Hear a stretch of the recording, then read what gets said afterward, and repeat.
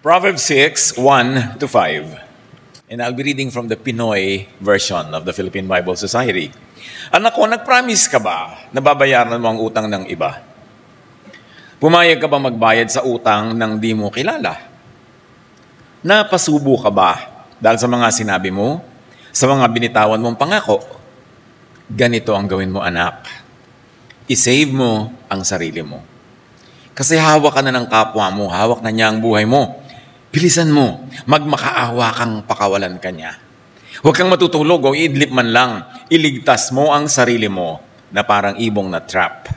Parang usa na tumatakas sa humahunting sa kanya. Free yourself. Salamat, Panginoon, dahil ang kalayaan namin, ang inyong layon, ang inyong nais na aming makamit.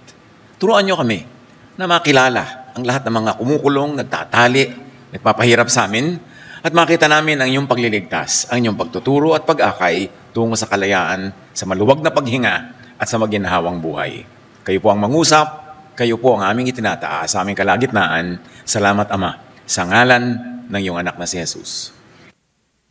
Free yourself.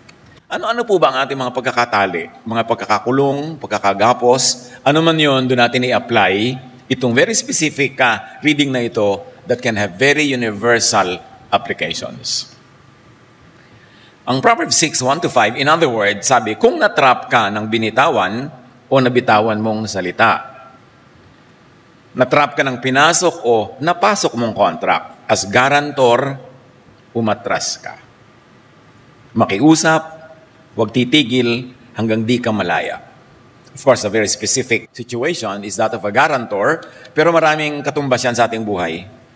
Yung sumangko tayo sa mga usapin ng iba, humalo tayo, sumausaw sa mga issue, tuloy tayo itong nakulong, tayo itong natali, tayo itong nadawit.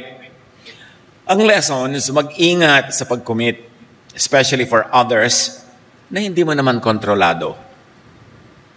May presumption kasi yung pag-guarantee, na parang yung ginagaranti mo, nakakataya ka na makakadeliver nga. Hindi naman. Kaya napakalaki ng katuruan na ito. At salamat na lang, sa Biblia mismo galing yung teaching. Kasi kung nanggaling ka sa kapwa-tao, huwag mo mukhang very selfish naman yung teaching na yan, very self-preserving. But it comes from the Proverbs. Kaya merong ibig sabihing malakas na katotohanan ito na dapat i-apply. Sabi nga sa Ecclesiastes 5:2, do not be quick with your mouth. Do not be hasty in your heart to utter anything. Let your words, meaning your commitments, be few. Huwag commit ng commit. Huwag sabit ng sabit. Kasi ikaw itong maiipit. Matthew 5:33 to 37, galing mismo sa katuruan ng Panginoong Jesus, from the Pinoy version again. Narinig nyo din na sinabi ng mga ancestors nyo, tuparin mo ang sinumpaan mong pangako sa Panginoon. So, ibig sabihin, nakatali, nakulong, nasakal ka. This is oppressive. Kasi nagbitaw ka ng pangako. Under oath. Even in many legal proceedings, if you say anything under oath, you could be cited in contempt. Kasi pag under oath, you must say the truth, the whole truth, and nothing but the truth. At dahil under oath yun, napakalaki ng parusa pag hindi ka nagsabi ng katotohanan, ng buong katotohanan, at ng pawang katotohanan lamang. Kaya sabi ni Jesus, but I tell you, do not swear an oath at all. In other words, huwag manunumpa pag mangangako kayo. So magkaiba yung nangangako lang at magkakaiba yung may kasamang panunumpa, yung pangangako. Yun ang under oath. At nakikita natin dito, mga kapatid, kung gaano kabait si Jesus. Na kahit sa kanilang kaugalian, sa kanilang relihiyon, sa kanilang tradisyon, and legal systems, ang daming taking an oath. Ang daming statements under oath. Pero sabi ni Jesus, don't do that. Kung manunumpa kayo, huwag kayong manunumpa. Mangako na lang kayo. Magkaiba pala yun. Magkaiba nga. Kaya sabi niya, mag-commit na lang kayo. It's liberating from being under oath. Matthew 5:33 to 39, sabi ni Jesus mismo, all you need to say is simply yes or no. Anything beyond this, pag under oath, comes from the evil one. Meaning, oppressive yan. It limits. It oppresses. Humahanap kayo ng batong ipupukpok sa ulo nyo. If you say things under oath, it is un-Jesus to impose needless, crushing obligations, except, of course, in legal proceedings, where the law of the land requires you to say things under oath. But aside from that, iwasan yung talagang matatali ka sa iyong sinasabi. Kasi maraming nangangako talagang mapapako. Maybe sa oras na sinangangako ka, alam mong kayang-kaya mo, pero nagkakaroon ng reversal sa buhay, naiiba ang mga pagkakataon, biglang hindi mo na pala kayang pangatawanan yung sinabi mo kahapon. So, ba't mo pa sasabihin? Except in legal proceedings, you must never take it upon yourself to be saying things under oath. Tapos, marami pang mahilig magpa-vow. And sadly, it is among many religious circles na mahilig magpa-vow. Kaya tuloy ang daming nabibigo. And when the people who make vows are not able to stand up to their vows, yun mismo mga institution that require the vows are the first to demonize them. Pag di na kaya at na-break, demonize agad yung vow breaker. Kasi in the first place, bakit nga ba siya naging vow maker?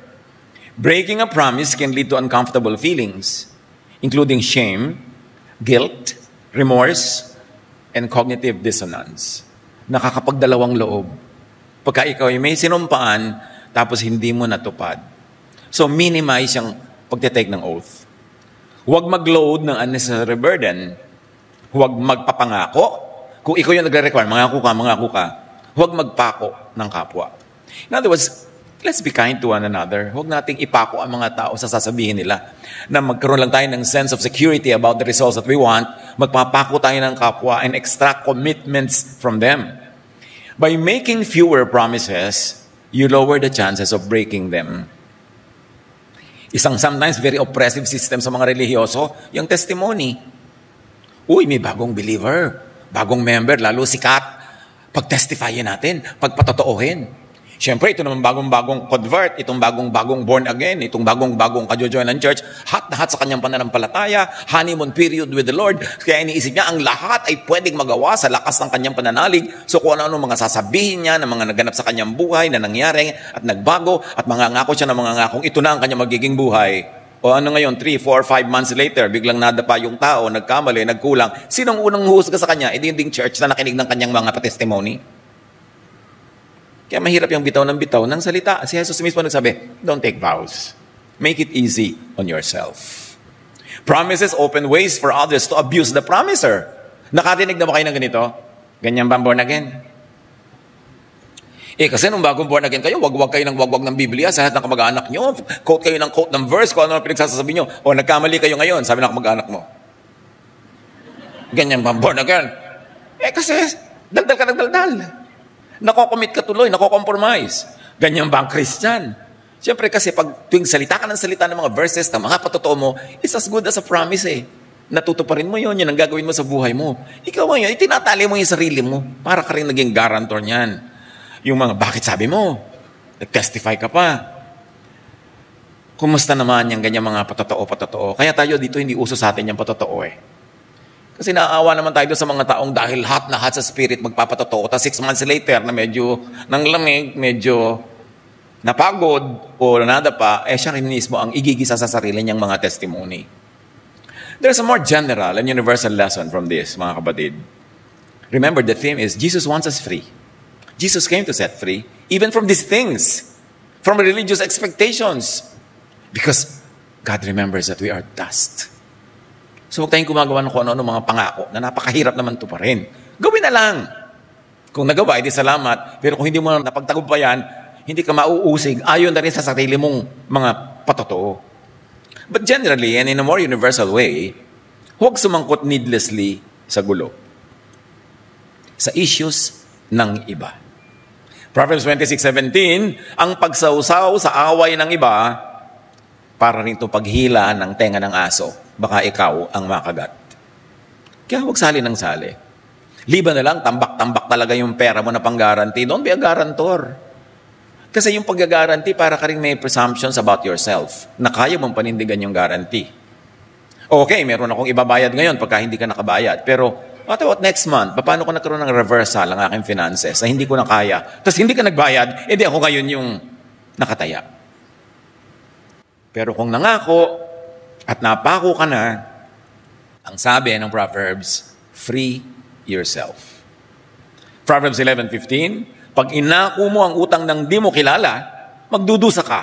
Mas safe kung hindi mo aakuin ang utang ng iba. At yung hindi kilala, hindi lang ibig sabihin na hindi mo alam ang pangalan. Pwedeng kilala mo, pinsan mo, kapatid mo, o kaibigan mo, pero hindi mo naman kilala talaga yung bulsa niya. Hindi mo kilala yung capacity niya, hindi mo kilala kung gaano kalalim ang kakayahan niya magbayad. Tapos aakuin mo at hindi niya nabayaran, edi ikaw ngayon yung nakataya. Help in other ways. Merong nangangailangan, mag-imbento tayo ng ibang paraan to help. But the Bible tells us, not as a guarantor. Ikaw na mismo ang magpahiram kung may ipapahiram ka. Ikaw na mismo ang magbigay. Ibigay mo na para wala ka ng expectation ng pagbabayad. But to be a guarantor is a very high calling. Kayo na lang mag-deal. Kaya kung ikaw na lang ang tutulong, hindi siya nagbayad, edi kayo lang yung nag-usap, ikaw lang yung nawalan. Pero kung may third party, na siya yung nagpautang, ikaw yung nag-guarantee, isisingiling ka nun. Refer. Find other ways to help, but do not guarantee. Unless, number one, you have a bottomless pocket na kaya mo talagang bayaran pag hindi niya nagawa. Or, handa ka magtiis. Handa ka magdusa pag ikaw ang hinabol ng nagpautang. Kung hindi ka, yes sa lahat ng yon, never guarantee. At kung nakapag-guarantee ka na, ang sinasabi mismo ng Proverbs, mangulit ka para makalaya. In simple terms, yun lang yun. Luke 18, 1-8, at si Jesus mismo ang nagbigay ng halimbawa. Nagkwento si Jesus ng parable. Sabi niya, sa isang bayan, may isang judge na walang takot sa Diyos at walang respeto sa tao. Meron ding byuda doon na laging pumupunta sa judge. Sinabi niya, bigyan niyo ng hustisya ang kaso ko. Sa simula, hindi siya pinakinggan ng judge. Pero sa katagalan, napag-isip-isip ng judge, kahit hindi ako takot sa Diyos at wala akong respeto sa tao, ibibigay ko sa byudang ito ang hinihingi niyang hustisya kasi ginugulo niya ako lagi. Kung hindi, may stress naman ako kasi di niya ako tinitigilan. So, ibibigay din doon sa babae kasi ang kulit niya. Si Jesus ang nagtuturo nito. Habang tinuturuan tayo usually ng religion na magpakakimi, magtiis, maghirap, huwag ka nang kumibo. Sabi ni Jesus, no, mangulit kayo. Huwag kayong titigil hanggang hindi nyo nakukuha yung ibig nyo. Lalo na, ang ibig mo naman, hustisya, hindi naman masama. Ang ibig mo naman, tama. Huwag kang sumuko. At sinabi ng Panginoon dito, makinig kayo. Ibig sabihin, makinig kayo sa lesson.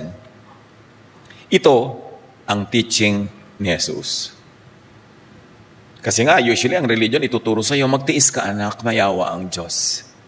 Huwag ka nalang kumibo, bumawi na lang tayo sa langit. Hindi yun ang lines ni Jesus. Hindi ko muna didinig natin na itinuturo sa pulpito, yun na ang turo ni Jesus. Kaya kailangan tayong manuri. Madalas ang nadidinig natin, interpretation ng mga religions. Teachings about Jesus, but not the teachings of Jesus. Ang turo ni Jesus, lakasan mong loob mo. Manindigan ka. Lalo't ang hinihingi mo, tama. Lahat ang hinihingi mo, maganda naman. Huwag kang mahiyain. Lugi ang mahiyain.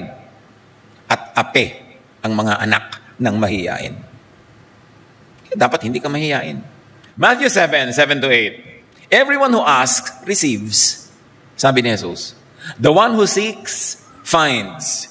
And to the one who knocks, the door will be open. Get it? Knock kayo, ask, seek, and you will receive. Or until you receive. Proactive yung faith kay Jesus. Hindi reactive lang, hindi passive. Hindi nagtitiis sa isang sulok at nananahimik. The key to get blessings, mangulit. Huwag kimi, mahiyain, huwag mag-atubili, hindi yan katangian. Bine-brainwash tayo ng system na katangian yan para madali tayong makontrol, para madali tayong matakot, madali tayong mapatahimik. Pero hindi yan ang teaching ni Jesus. Hindi yan ang mapagkalinga na teaching. Hindi yan yung mapagmalasakit na teaching. Ang mapagmalasakit, sige, go! Pag may kaibigan kayo na, sabi mo, kumain kaya tayo sa restaurant na yan. Tapos sinabi, baka mahal dyan, wag na. Huwag kayo sasama sa kaibigan nyo na yan. Hindi kayo makakakain ng masarap kahit kailan. Gusto mo mag-shopping, isasama mo siya, wag na, mahal dyan. Huwag nyo isasama. Pigil kasi ng pigil. Nakita niyo si Jesus, tulak ng tulak, go! Go for it! Get a life! Be free! Be happy! Basta wala kang ginagawang mali. Huwag mong pigilan ang sarili mo. Kasi kung minsan ikaw na mismo pumipigil sa sarili mo, ang daming ganun. Yung maganda yung restaurant, baka mahal dyan anak, wag na. Hindi pa nila nakikita yung presyo, ha? So sila na ang pipigil sa sarili. Makalaya tayo sa ganong klaseng mentality. Mentality ng alipin. Mentality ng api.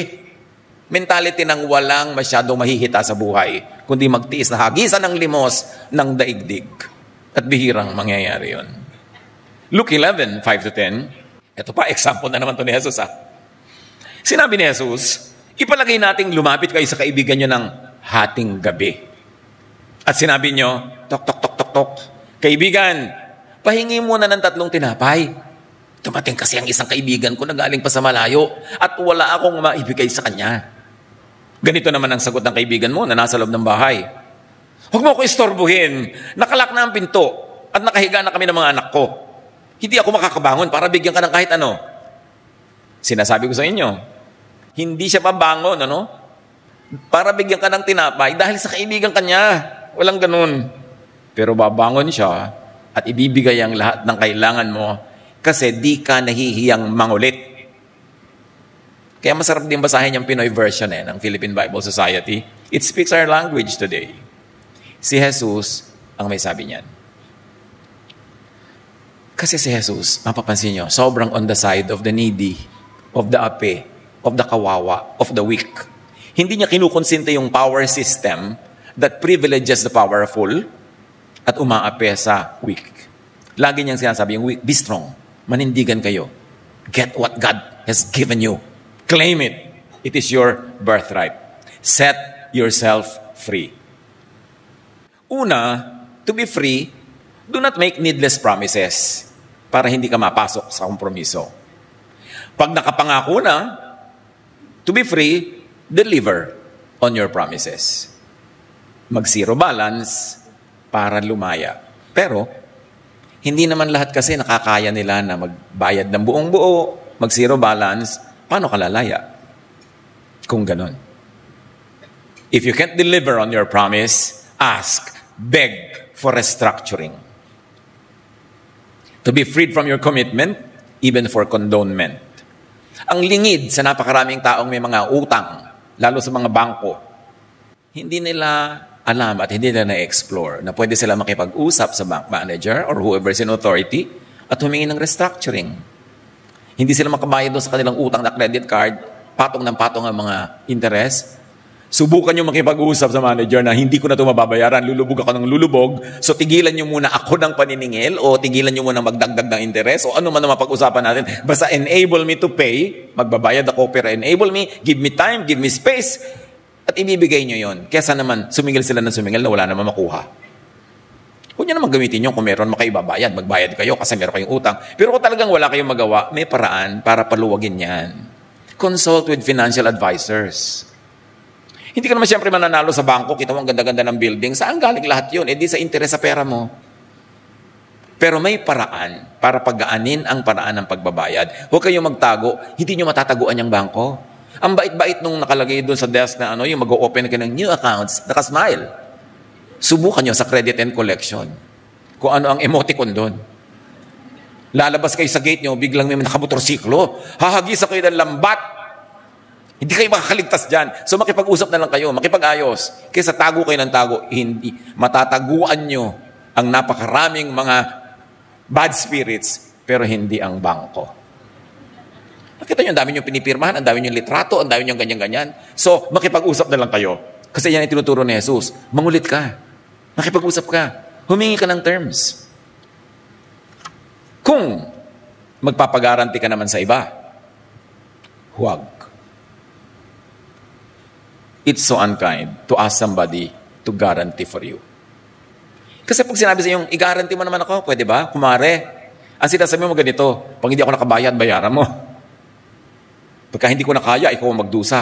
Kasi ikaw ang nakataya dyan. That's what you ask people when you ask them to guarantee for you. Don't get people to make promises for you. Keep others free. Find other ways. Find other forms of help from the same person. Pero huwag yung pag-guarantee kasi kung minsan lalo may pinagsamahan kayo, may relasyon kayo, mag-aalangan, mahihiyang tumanggi. Pero actually, tumatanggi yun sa kalooban niya. Gusto nyo ba yun? May pumapayag sa inyo on the surface, pero alam nyo sa kalooban, ayaw. It's on Jesus. Huwag tayo magpasubo ng kapwa. Do not get others entrapped for your own needs. James 3:16, For where you find selfish ambition, there you find disorder and every evil practice. Pag nangibabaw yung ating pagkamakasarili, kahit mapahamak ang iba, doon magkakasama-sama ang mga relasyon. Huwag mailigtas lang ang sarili, magtataya ng iba. Maraming ganyan eh. Yung sobrang magpakomit para lang sila tahimik. Huwag kang a-absent sa birthday ko. Kailan ba yung birthday mo? 5 months from now. Hawak ko ba ang buhay ko? Paano kung may mag-offer sa akin ng free world trip 4 months from now, tatamaan yung birthday mo? Palalampasin ko dahil pinapangako mo ako sa birthday mo na wala namang kakwenta-kwenta ang handa. Marami kanya, sobrang magpapangako para ka lang madala sa kanilang event. Papapangakuin ka, paano kung may opportunity na dumating? Ikasal niyo po kami sa 2035. Talaga? Meron pa, ito talaga ha, kayo po ang maglilibing sa akin. Sige, basta promise, mauna ka mamatay. Yung pinapakomit ka ng kung ano-ano. Mga kapatid, baka meron kayong ganung habit, hindi nyo lang napag-iisipan, maghunos dili kayo. It's unkind and very unwise. Huwag kayong magpakomit para lang sa inyong sariling pleasure. Kasi buhay ng iba, itinatali ninyo. We have to feel autonomous. We have to feel free. Basic yun na inilagay sa atin ng Diyos nung tayo nilikha. Autonomy, the feeling of being in control of one's behavior and choices, is a fundamental psychological need, essential for well-being. So huwag agawan, nakawan ng kapwa ng self-determination. Huwag silang tanggalan ng ganung mga choices. Ibon may layang lumipad, alam na natin yan. Huwag itali, huwag ikulong. Kung anong ayaw niyong gagawin sa inyo ng kapwa, huwag gawin sa iba. Huwag makasarili, huwag childish. Ngayon, kung inutangan, kung nagpautang, set the guarantor free. At kung kaya nyo pa, set the may utang free sa abot kaya nyo. Matthew 18:27, naawa sa kanya ang hari, kaya pinatawad ang mga utang niya at pinalaya siya. Ito yung Jesus model. May utang sa'yo, hindi makabayad. Hari ka naman, may kaya ka naman, patawarin mo na lang. Hindi ito ang first recourse. At saka yung nga may utang, hindi sa inyo to para sabihin. This is not for you to say. This is for those who nagpautang to say na, o pinapatawad na kita. Pero hindi para sa may utang, sabi, huy, patawarin mo na ako, hari ka naman. Wala sa lugar. Pero ibig sabihin lang ng hari doon, may kakayahan, may power, enabled, empowered. So tayo naman, hindi hari, hindi ka reyna, pero meron ka naman sariling brand of pagiging hari o reyna. May kaya ka naman, kung ano man yung kaya na yon, may power ka naman. According to that power and according to that enablement, be generous. Halimbawa, alam mo talaga hindi na makayang bayaran o hindi pa mababayaran now, pwede naman mabayaran in the future, paluwagan mo na muna. Lalo't kaya mo naman. Hindi mo naman aagawin sa ulam mo today, sa gatas ng anak mo tomorrow, yung ibibigay mong luwag sa kapwa, ibigay mo na muna. Kasi gamitin mo yung pagkahari mo dyan. Gamitin mo kung ano yung enablement, blessing na ibinigay sa ng langit, doon ka mag-withdraw ng generosity para sa taong gipit na gipit. Ito yung mga talagang Kristo-dabli gipit, talagang hindi na kaya, pero sinusubok naman, hindi ito yung mga habitual and chronic nangungutang na nanunuba. Hindi yung para doon. Yun yung alam mong ginagawa naman ng kaya. Tapos may kaya ka naman magbigay ka na. Kung ibig magpatawad, heaven can and will enable and empower and equip and bless the willing. Makita lang ng langit sa atin yung willingness natin. Bahala na ang Diyos doon. Nabigyan tayo ng kakayahan ng resources para maging generous and kind. But we've got to have a space in our hearts to be generous and kind and forgiving. Especially sa gipit. Especially doon sa talagang wala nang magawa. Hindi naman yung wallowing in luxury at mga gastos at hindi kailangan, tas utang ng utang. Hindi yun ang pinag-uusapan natin dito. Yung alam mong talagang wala kang magagata ngayon, pahingahin mo na muna. Malay mo naman sa darating na panahon, tsaka siya magkaroon ng kakayanan. Sa abot kaya, ayon sa blessing na ibinigay ng langit, be proportionately generous. Luke 6:38, magbigay kayo para bigyan din kayo. Higit pa sa sapat ang ibibigay sa inyo. Siksik, liglig, umaapaw pa. Ibubuhos ito sa kandungan nyo sapagkat ang panukat na ginagamit ninyo ay siya rin gagamitin sa inyo. Hindi ito laging tungkol sa pera. Ito tungkol sa grace, sa capacity to forgive. But the universal application is this. Give what you can. Especially, give what you have already received from God. Total, sa Diyos naman galing lahat yan. Pagka ba yan na ibinigay mo sa kawang gawa, sa kabutihang loob, hindi ba yun alam ng langit? Hindi ba niya kayang palitan? O kaya kahit hindi palitan, di ba nauna na nga na in advance sa'yo ng Diyos ang blessing? To enable you to be generous. Not to be foolish. Hindi magtapon ng pera sa mga taong hindi naman dapat pagtapunan. Pero yung alam mo na, in your heart of hearts, in your best knowledge, alam mong talagang kailangan lang ng tulong. This is the Jesus ideal, the Jesus model. Freedom sa may utang, and very importantly, freedom sa nagpautang. Hindi lang ang nangutang na hindi makabayad ang palalayain nyo pag pinatawad nyo. Palalayain nyo rin ang inyong sarili. Titigil na kayong umasang mabayaran. At bahala na ang langit na sorpresahin kayo kung biglang nabayaran kayo bukas. Pero tumigil na kayong umasa. Kasi habang umaasa kayo, masikip yung hiningan nyo eh. Hindi kayo makahingan maluwag hanggang hindi dumadating yung inaasahan. Ang nagpapatawad ang unang lumalaya. Kasi ang kailangan ng patawad at yung nagpapatawad, may tali yan. Pareho silang nakatali sa isa't isa. Pag nilagot mo yung tali, para siya makalaya, ikaw din ay lalaya. Freedom sa may utang at sa nagpautang. Kasi habang naniningil ka, hindi ka binabayaran, nagagalit ka, naiinis ka, sumasama ang loob mo, meron kang resentment. And holding on to resentment and anger towards a debtor, may utang, can be emotionally draining.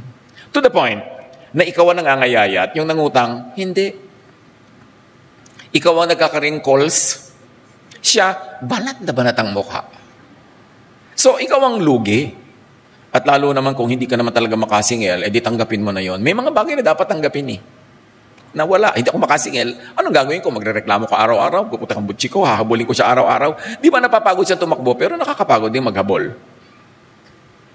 Na-drain ang bulsa, na-drain pa ang puso at isip. So in other words, ikaw namang nagpautang, doble lugi.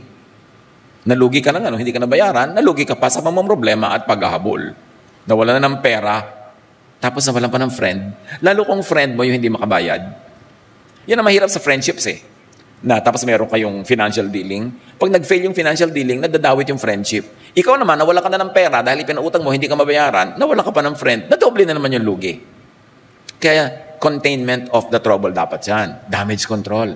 Okay, na-damage ako sa bulsa. Madadamage pa ba ako in the department of friendship? Yan ang dapat nating isipin mga kapatid. Huwag tayong masyadong emosyonal. Lahat naman ng blessing natin, galing din sa Diyos eh. Pinanganak naman tayong wala o nagkaroon tayo, di galing lahat sa Diyos. Kung out of that na naibigay sa atin, may naibigay tayo sa iba, napahiram, di pa nababayaran, galing din naman sa Diyos yun. At kung maging maka-Diyos ang iyong attitude towards that, hindi ba naman kaya ng Diyos, palitan pa yun. Nabigyan ka na nga in the first place. Forgiveness can release the nagpautang, lalo na't hindi makabayad ang nangutang from negative emotions. Yun ang pinakamatagal at pinakamahirap na bigat na dala ng nagpautang na hindi nabayaran. Negative emotion. It's not within your power to force payment, but it is within your power to release yourself emotionally from the burden of having to problematize it. Actually, ang nabaon sa utang could be a relative or a friend. Lalong-lalo kung hindi naman malicious yung pagkakabaon niya, decision mo, kapatid, kung patuloy mong hahayaan na lumaki yung damage at masangkot pa at madawit pati ang inyong personal relationships. At kung patatawarin at pinatawad na rin lang si may utang, announce na rin your pagpapatawad, complete na the grace. Kasi kung minsan sa loob natin, pinatawad na natin, hindi na makakabayad. Pero ito yung nakikita mo siya, nakaganon ka pa rin. Ipakita mo na, okay, tinanggap ko na, hindi ka makakabayad. Pagka nag-magic ang mundo at nagkapera ka, tsaka meron kang bayaran. But for now, consider it burado. Pareho kayo nakalaya. Total, sa loob mo, tinanggap mo na, edi sa labas din, ipakita mo na, para pare-pareho nang gumaan ng mga pakiramdam niyong lahat. And the world can be a better place. Paano ka pwedeng maging mapagparaya? Paano ka pwedeng maging generous? Especially, kung meron namang pagkukunan ng generosity, meron naman. Individuals' beliefs about money and their relationship with money can influence their emotional responses to debt forgiveness. Kung ano ang tingin natin na relasyon natin sa pera, yun ang huhugis, bubuo, magkukulay sa attitude natin sa mga may utang sa atin. Ano ang ating relasyon sa pera? Malaki ba ang halaga? Pero mas malaki ba ang iyong puso? Malaki ba yung halaga? Pero mas malaki ba yung bulsa mo at mas malaki pa yung natira? Lahat yan, ifina-factor mo sa paggagawa ng decision. Because we do not control every detail that happens in our lives, we can only react at times. And you can choose how you would react. If you would react in the best positive way or in the worst negative way, it's your choice. But whatever choice you make will affect you and everyone else around you.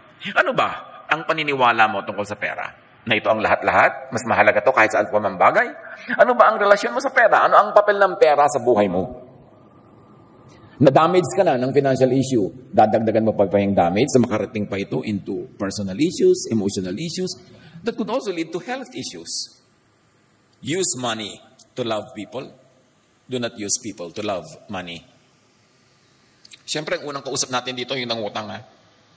Talagang sikapin mo lahat, magbayad ka. May pagkukulang ka, may pananagutan ka. Pero kung sagad na, sabi ni Jesus, magtapat ka na, magsabi ka, humingi ka ng luwag. At kung ikaw naman ang kakausapin ni Jesus, ikaw itong meron ka kaya ng magpatawad, magpaluwag, it's your choice. And we may all make the Jesus choice. The choice to set yourself free and others free as well. Sa mga nangutang na may pambayad naman, pero ayaw palang magbayad, use your money to love the nagpautang, the nag-guarantee, the nagmagandang loob. Can you imagine kung gaano kagandahang loob na pagtiwalaan ka ng kapwa? The least na pambayad natin dyan ay katapatan, sincerity, and our utmost best to really pay. Kasi sa oras na yung pangangailangan, tinulungan ka.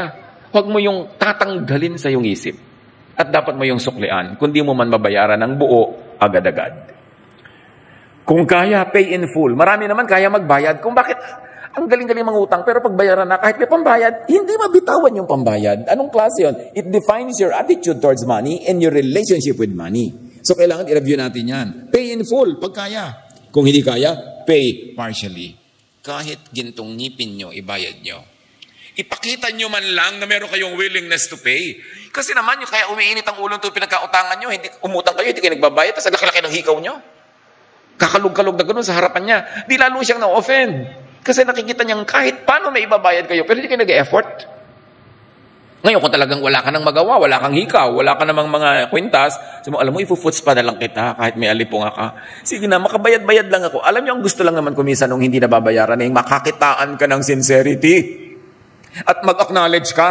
Hindi yung 3 months mo nang hindi nauungkat, 3 years, yung pag nagpautang ngayon na nag-aalala, nakalimutan na kaya niya. Nahihiya naman siya magpaalala. Nahihiyang maningil. So dapat kung ikaw may utang, laging kikita kayo, uy, hindi ko nakakalimutan yung utang ko sa'yo. Babayad din ako sa'yo. Bullets Day. Always acknowledge ang utang. 1 Timothy 6:10, for the love of money is the root of all kinds of evil. Some people eager for money have wandered from the faith and pierced themselves with many griefs.